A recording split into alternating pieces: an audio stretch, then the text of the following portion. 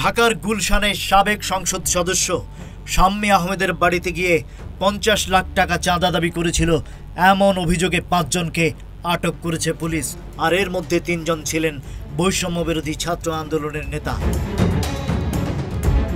আটক ৩ নেতার নাম ইব্রাহিম হোসেন মুন্না, সাকাদাউন সিয়াম এবং সাদাত। এই ঘটনায় তাদেরকে স্থায়ীভাবে বহিষ্কার করেছে সংগঠনটি। শনিবার রাতে সংগঠনের পক্ষ থেকে এক সংবাদ বিজ্ঞপ্তিতে জানানো হয়, সাংগঠনিক শৃঙ্খলা ভঙ্গ এবং নীতিমালা বিরোধী কাজের জন্য এই সিদ্ধান্ত নেওয়া হয়েছে।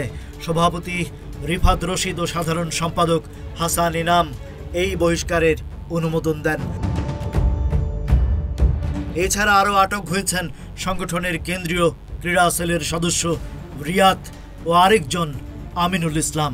পুলিশ জানায়, সম্প্রতি তারা শাম্মী আহমেদের বাড়িতে গিয়ে চাঁদা দাবি করে এবং এর আগে 10 লাখ টাকা নিয়েও যায়। শনিবার রাতে আবারও যায় স্বর্ণালংকার আনতে। তখন বাড়ির লোকজন পুলিশে খবর দেয় আর সেখান থেকে 5 জনকে আটক করা হয়। গুলশান থানার ওসি হাফিজুর রহমান বলেন, তদন্ত চলছে, আটকদের জিজ্ঞাসাবাদ করে বিস্তারিত জানা হচ্ছে। সংগঠনটি তাদের নেতাকর্মীদের নির্দেশ দিয়েছে এই বহিষ্কৃতদের সঙ্গে কোনো ধরনের সাংগঠনিক সম্পর্ক না রাখতে। এই ঘটনায় শিক্ষার্থী ও রাজনৈতিক মহলে চলছে নানা আলোচনা সমালোচনা।